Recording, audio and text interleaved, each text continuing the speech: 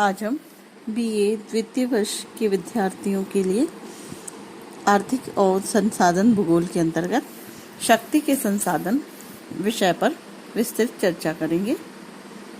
जैसा कि शक्ति या ऊर्जा के जो संसाधन हैं वो आर्थिक प्रयोगों में उत्पादन, वितरण, परिवहन आदि के लिए मानव प्राचीन काल से ही अपनी शारीरिक शक्ति, पशुओं की शक्ति पर निर्भर करता था या रहता था। बाद में मनुष्य ने पवन और बहते हुए जल के द्वारा अपनी चक्कियों और पवनों को चलाना आरंभ किया। 18वीं शताब्दी की औद्योगिक क्रांति के बाद कोयला, खनिज तेल, प्राकृतिक गैस, जल विद्युत आदि का प्रयोग अधिक बढ़ने लगा। वर्तमान में औद्योगिक शक्ति यानी ऊर्जा के 5 प्रमुख साधन हैं: कोयला, खनिज तेल, प्राकृतिक गैस, बहते हुए जल से उत्पादित विद्युत शक्ति और आणविक ऊर्जा। ये सभी जो हैं ये आज शक्ति के संसाधनों के रूप में विकसित किए जा रहे हैं। उपयोगों द्वारा इनको समाप्त होने वाले जो संसाधन हैं उनमें कोयला, पेट्रोलियम, गैस और आणविक ईंधन है। और उपयोग द्वारा समाप्त नहीं होने वाले जो संसाधन हैं, जो जैसे जल विद्युत है, आजकल हम लोग विंड एनर्जी, सूर्य से सौर एनर्जी आदि जो प्राप्त कर रहे हैं, ये सारी भी जो कभी समाप्त ना होने वाले संसाधन है। जैसे सूरज है, हवा है, जल है, ये कभी समाप्त ना होने वाले संसाधन कहलाते हैं। अब हम एक शक्ति के संसाधन कोयले का विस्तृत अध्ययन कर लेते हैं। उसी तरह से आपको जो दूसरे प्रकार के खनिज तेल हैं और इन सभी का भी अध्ययन आप लोगों को अपनी स्टडी के अनुसार करना है। तो आज हम कोयले का अध्ययन कर रहे हैं।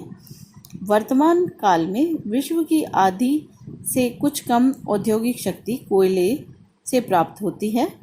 अब कोयले का प्रयोग कृत्रिम पेट्रोल बनाने में, कच्चे माल की प्राप्ति में भी किया जाता है।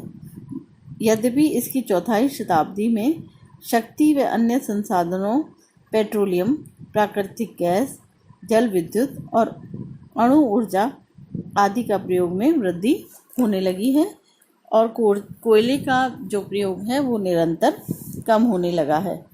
इसके अलावा कोयले का जो मुख्य उपयोग है वो लौह इस्पात निर्माण में, ताप विद्युत उत्पादन में, इनमें अधिक किया जाता है।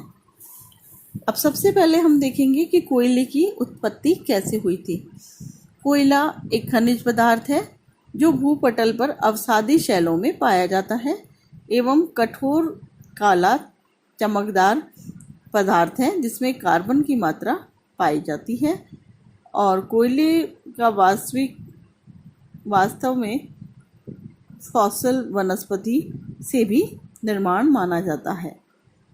दलदली वन, छाए हुए भौगोलिक हलचलें आदि दलदलों में वनस्पति को भूमि में दबने से के बाद हवा में ना रोकने हवा से प्राप्त हो सकती है तथा हवा तो मिली ही नहीं, लेकिन दलदली जल उनके संपर्क में आकर सड़गल कर अपघटित होने लगता है और इसे इसमें अंतर्गत रखते हैं। कालांतर में मिट्टी, कीचड़ आदि के भार से भूगर्भिक आंतरिक हलचलें इसी तरह दुखी हुई और कोयले की परतों के रूप में ले लिया। कोयला जो है उसकी जो किस्में हैं वो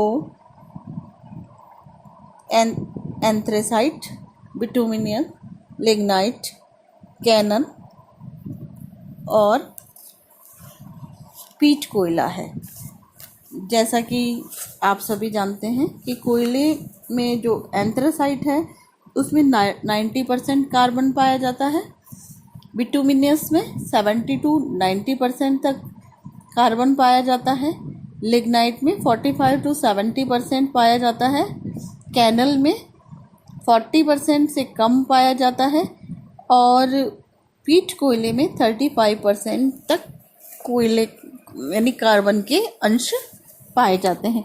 इस तरह से ये कोयले की जो श्रेणियां हैं या हम कह सकते हैं किस्में हैं वो हमारे शहर में पाई जाती है। अब जो खनन है वो खुली खदानों के द्वारा, ड्रिफ्ट के द्वारा खोदा जाता है।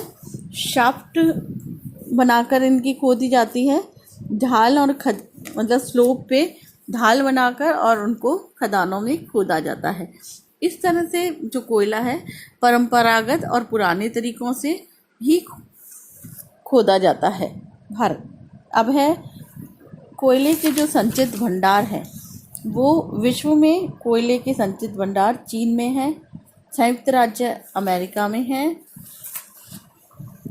भारत में है, ऑस्ट्रेलिया में है, इंडोनेशिया में है, पूर्वी सोवियत संघ में है जिसमें कोयला बहुतायत से पाया जाता है, अफ्रीका में है, यूरोपियन कोयले क्षेत्र जो हैं वो जर्मनी, सार, आखेन ये सारे जो हैं वो पाए जाते हैं।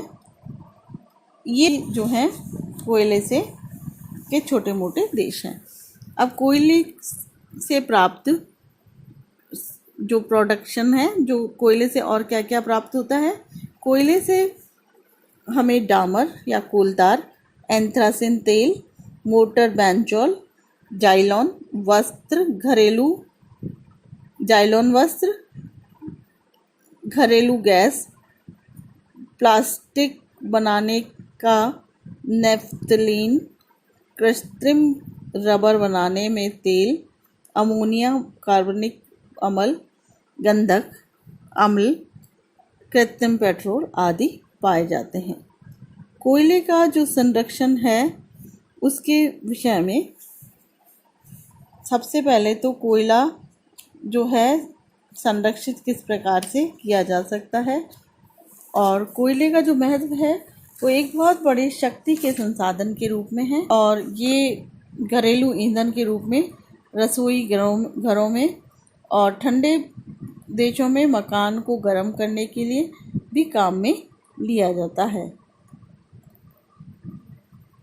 लेकिन इसमें जो परिवहन की क्षमता है उसे बहुत अधिक विकसित करना पड़ेगा, तभी कोयले का समुचित उपयोग हो पाएगा।